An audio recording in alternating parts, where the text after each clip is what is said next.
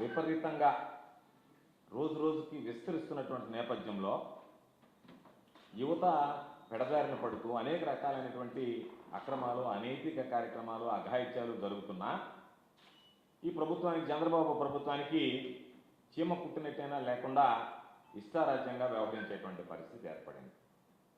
అసలు ఒక మాటలో చెప్పాలి అంటే టీడీపీ అంటే తెలుగుదేశం పార్టీ కాదు, ఇది తెలుగు డ్రగ్స్ పార్టీ లాగా తయారైంది. టీడీపీ అబ్రివేషన్ మారిపోయింది. తెలుగుదేశం పార్టీ అనేటువంటిది ఆయన రామారావు గారు పెట్టినటువంటి పార్టీ. చంద్రబాబు నాయుడు గారు రెడ్ బుక్ లోకేష్ వచ్చిన తర్వాత టీడీపీ అంటే తెలుగు డ్రగ్స్ పార్టీ కింద మార్చివేశారు.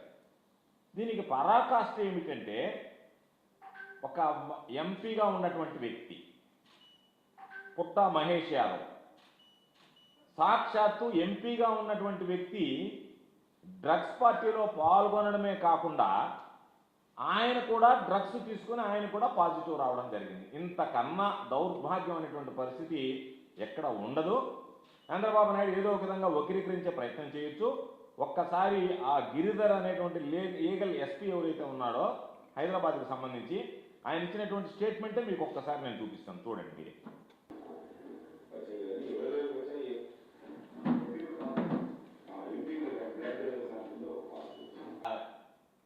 ఎస్పీ చెప్పినటువంటి స్టేట్మెంట్స్ పరీక్షల్లో పాజిటివ్ వచ్చినట్టుగా నిర్ధారించి పోలీసులు కూడా ప్రకటన చేశారు. ఎందుకంటే అందరూ ఉన్నారు కాబట్టి గ్రూపుగా అందరికీ టెస్టులు చేశారు కాబట్టి అక్కడ ఈయన తప్పించేటువంటి అవకాశం లేదు కాబట్టి వెంటనే అక్కడ ఉన్నటువంటి వాళ్ళు అందరికీ టెస్టులు చేశారు. టెస్టులు చేసిన వెంటనే ఈరోజు దానికి సంబంధించి డ్రగ్స్ పాజిటివ్ అని వచ్చింది. మరొక దారుణమైనటువంటి విషయం, ఈ మహేష్ అనేటువంటి వ్యక్తి పార్లమెంట్ సభ్యుడిగా ఉండి దాని మీద పోలీసులు రైడ్కి వెళితే సాక్షాత్తు పోలీసుల మీదనే కాల్పులు జరిపారు. అంటే అగంతకుల మాదిరిగా, హంతకుల మాదిరిగా ఒక ప్రజాప్రతినిధి, పార్లమెంట్ సభ్యుడు వెళ్ళినటువంటి పోలీసు అధికారుల మీద నేరుగా కాల్పులు జరిపాడు అంటే వీళ్ళు ఏ విధంగా ఎంత బరి తెగించిపోయారు, ఏ విధంగా ఈరోజు ప్రవర్తిస్తున్నారనేటువంటి దానికి ఇది ఒక ఉదాహరణ. అయితే మాకున్నటువంటి సమాచారం ప్రకారం చంద్రబాబు నాయుడు ఇప్పటికే రంగప్రవేశం చేసి ఈ మహేష్ యాదవ్ ఎవరైతే ఉన్నాడో ఈయన్ని తప్పించడానికి చంద్రబాబు నాయుడు హాట్ లైన్ రాజకీయాలు ప్రారంభించాడు అనేటువంటిది మాకున్నటువంటి సమాచారం. ఎందుకంటే ఇక్కడ ఉన్నటువంటి మన చంద్రబాబు నాయుడు గారికి ఎక్కడైతే మహేష్ యాదవ్ పట్టుబడ్డాడో తెలంగాణలో, హైదరాబాద్లో, అక్కడ తెలంగాణ ముఖ్యమంత్రికి విడదీయరానటువంటి అనుబంధ సంబంధాలు ఉన్నాయి చంద్రబాబు నాయుడు గారికి, రేవంత్ రెడ్డి గారికి అనేటువంటిది జగమెరిగినటువంటి సత్యం. అందులో భాగంగా ఈ మధ్యనే రైతుల నోట్లో మట్టి కొడుతూ రాయలసీమ లిఫ్ట్ ఇరిగేషన్ ఏదైతే ఉందో వరప్రదాయం లాంటిది, దానిని నేను ఆపించి వేశాను చంద్రబాబు నాయుడుతో మాట్లాడి అని చెప్పి సాక్షాత్తు తెలంగాణ శాసనసభలోనే రేవంత్ రెడ్డి చెప్పాడంటే వీళ్ళ బంధం ఎంత బలంగా ఉంది అంటే ఎవరి కోసమైనా రైతు ప్రయోజనాలైనా నేను త్యాగం చేస్తా రేవంత్ రెడ్డి కోసం అన్నట్టుగా చంద్రబాబు నాయుడు ప్రవర్తిస్తున్నాడు.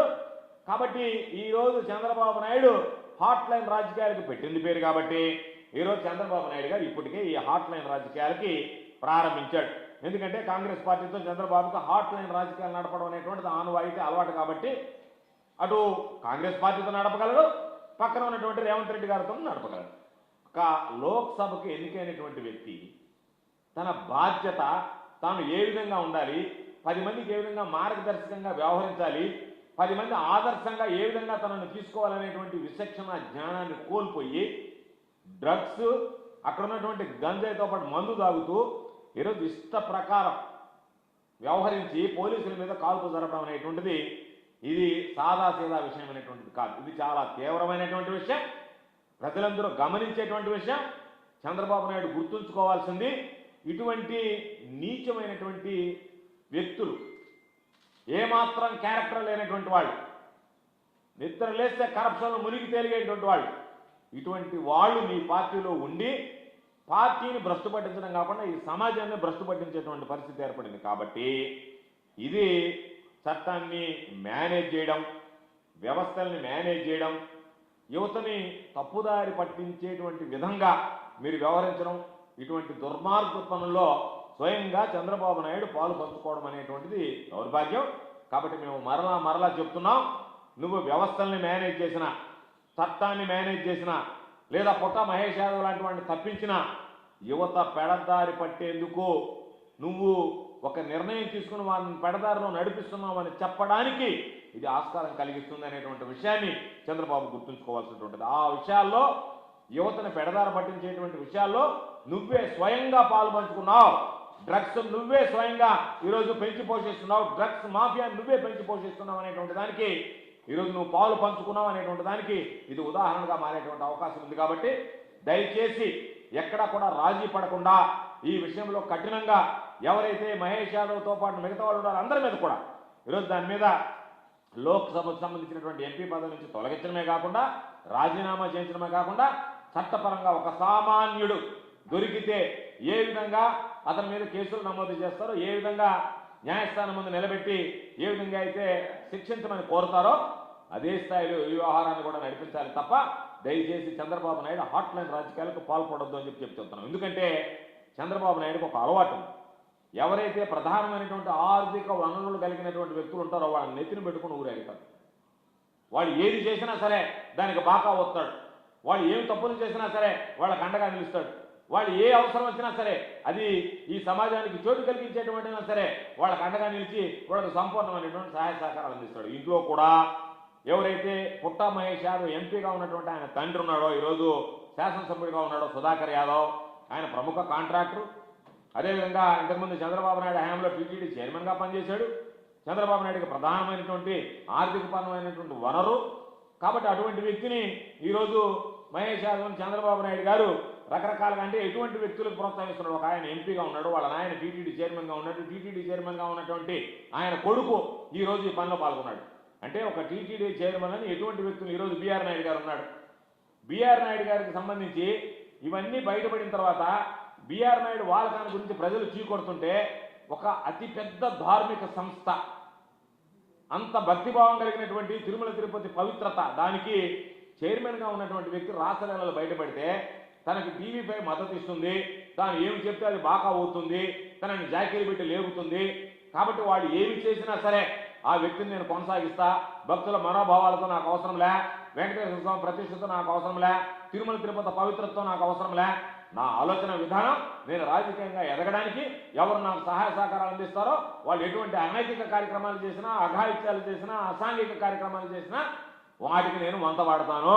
నాకు వాళ్ళ అవసరం, నాకు ఈ సమాజంలో ఉండేటువంటి మిగతా వ్యక్తులు అవసరం లేదన్నట్టుగా ఉన్నారు. ఇటువంటి వాళ్ళందరూ కూడా ఈ టీడీపీలో చేరిపోయి వాళ్ళందరూ కూడా ఈ పార్టీ ఈ సమాజాన్ని, రాష్ట్రాన్ని, రాష్ట్ర ప్రజల్ని భ్రష్టు పట్టిస్తుందని చెప్పడానికి ఇది ఒక ఉదాహరణ. కాబట్టి మహేష్ యాదవ్ ఎవరైతే ఉన్నాడో తన పరపతిని, తన పలుకుబడిని, తనకున్నటువంటి ఆర్థిక వనరుల్ని, తన అధికారాన్ని వీటన్నిటిని ఉపయోగించి ఏదో విధంగా ఈ కేసులో తప్పించాలనేటువంటి ఆలోచన చేస్తున్నాడు. అందుకే మీ ముందే ఎవరైతే ఎస్పీ గారు, ఏగల్ ఎస్పీ ఏదైతే స్టేట్మెంట్ ఇచ్చాడో పుట్ట మహేష్ యాదవ్కి పాజిటివ్ వచ్చింది అని చెప్పిన తర్వాత దాని మీద ఖచ్చితంగా చర్యలు తీసుకోవాల్సిందే.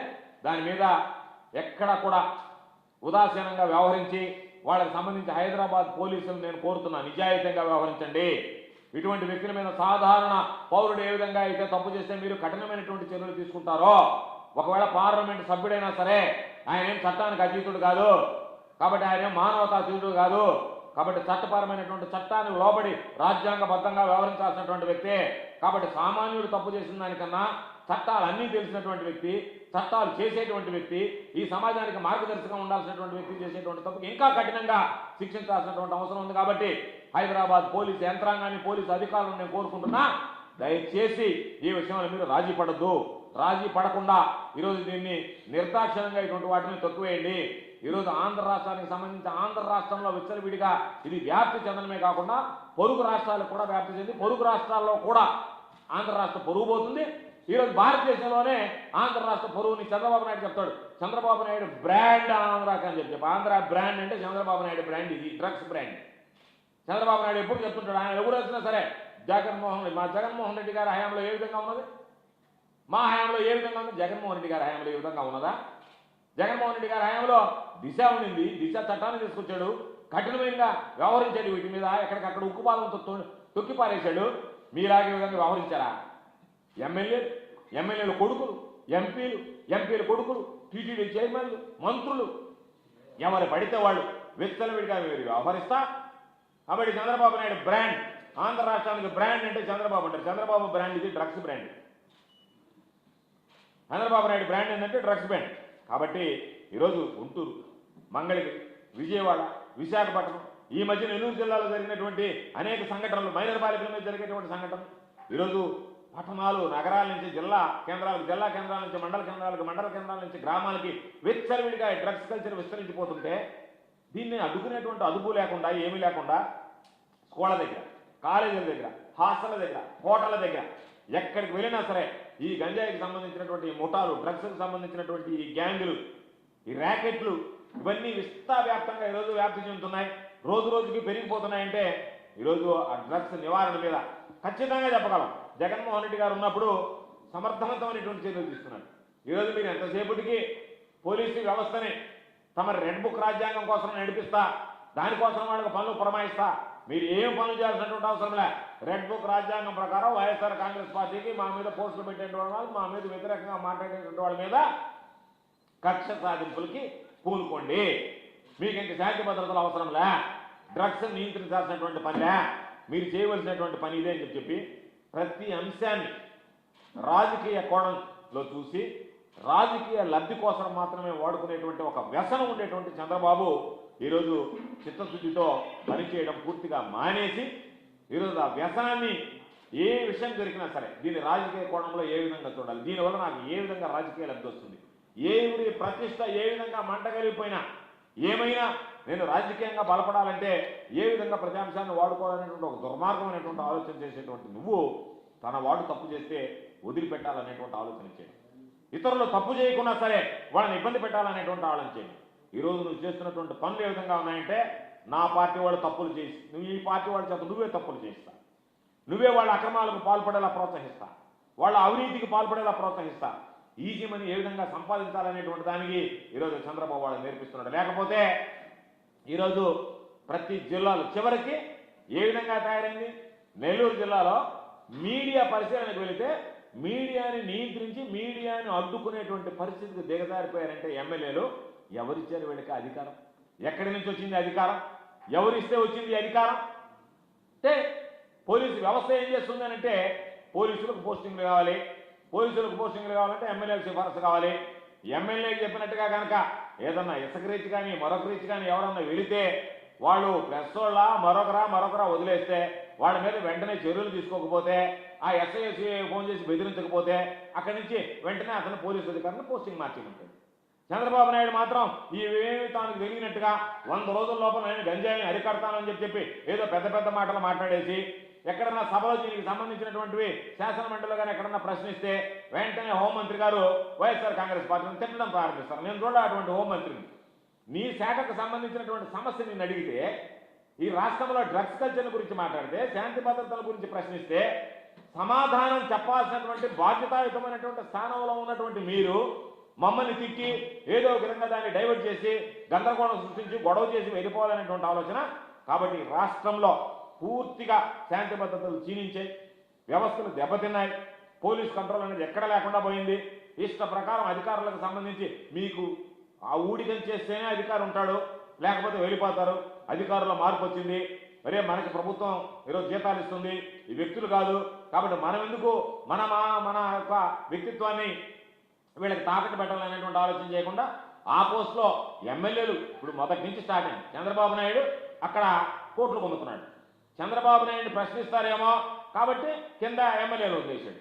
ఎమ్మెల్యేలు అడ్డుకుంటారేమో ఎమ్మెల్యేలు కింద పోలీసులు వదిలేశాడు. ఎవడి పాటి కోర్టు, అధికారుల పార్టీకి అధికారుల దోపిడీ, ఎమ్మెల్యేల పార్టీకి ఎమ్మెల్యేల దోపిడీ, పై స్థాయిలో ఆయన చంద్రబాబు నాయుడు లోకేష్ దోపిడీ.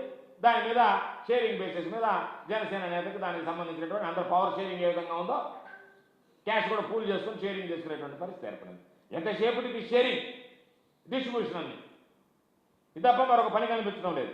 కాబట్టి సరే మంత్రుల గురించి కూడా మనం మాట్లాడుకోవడం తక్కువ. ఎందుకంటే ఏదో సినిమాలు చూసాం, ఇన్కులాబ్ అని చెప్పి హిందీ సినిమా, తెలుగులో ముఖ్యమంత్రి అని వచ్చింది. దాంట్లో ఎవడైతే పిక్ పాకెట్ చేసి ఎవడో హోంమంత్రి ఇస్తాడు. అట్లా ఎవరికి ఏ పదవి ఇచ్చారంటే విదేశాల్లో విద్యకు పంపిస్తే అక్కడ అమ్మాయిలతో జలసా చేసి వచ్చినటువంటి వాడు ఈరోజు మనకు మార్గదర్శి విద్యాశాఖ మంత్రి. ఈ రాష్ట్రానికి విద్యాశాఖ మంత్రి ఎవరంటే నేను చదువుకోమని చెప్పి విదేశాలకు పంపిస్తే స్విమ్మింగ్ పూలలో బయట అందరితో కలిసి జలసాలు చేసి ఆ చదువు చదివినటువంటి వాడు ఈరోజు ఆయన మనకు మార్గదర్శి, ఈ భావితరం విద్యార్థులకు మార్గదర్శి ఎవరంటే ఆ ఫోటోలు చూపిస్తే ఇటువంటి వ్యక్తి మనకి విద్యాశాఖ మంత్రి. కాబట్టి అటువంటి వ్యక్తుల్ని మీరు పెంచి ప్రోత్సహిస్తా అటువంటి వ్యక్తులకు సంబంధించి అధికారాలు కట్టబెడితే ఈరోజు వాళ్ళు చేసేటువంటి వ్యవహారాలు ఏ విధంగా ఉన్నాయనంటే ఇంతకన్నా దారుణమైనటువంటి పరిస్థితి మరొకటి ఉండవు. కాబట్టి అడ్డగోలుగా సంపాదించడం, ప్రజలకు సంబంధించినటువంటి సంపద ఏదన్నా ఉంటే వాటిని దోచుకోవడం, ఇలాంటి తప్పులు పనులు చేయడం అనేటువంటిది చంద్రబాబు నాయుడు కూటమి పార్టీ నాయకులకు అందరికీ కూడా ఒక అలవాటుగా మారిపోయింది. సమాజం అంటే గౌరవం లేదు, మహిళలంటే గౌరవం లేదు, రక్షణ అన్నా లేదా దానికి సంబంధించినటువంటి డ్రగ్స్కి సంబంధించి ఏదైనా నియంత్రించాలన్నా వాటిని పట్టించుకునేటువంటి పరిస్థితి లేదు. కాబట్టి దేని మీద చట్టాల మీద కానీ మహిళల మీద కానీ దేని మీద వీళ్ళకి న్యాయస్థానాల మీద కానీ దేని మీద గౌరవం లేదు. డ్రగ్స్ కానీ అనైతిక కార్యక్రమాలు కానీ అవినీతి కానీ అసాంఘిక కార్యక్రమాన్ని పట్టించుకునేటువంటి ఓపిక లేదు, పట్టించుకోవాలన్నటువంటి ఆలోచన లేదు. కాబట్టి ఇది నిజంగా చాలా నేను బాధపడుతున్నా.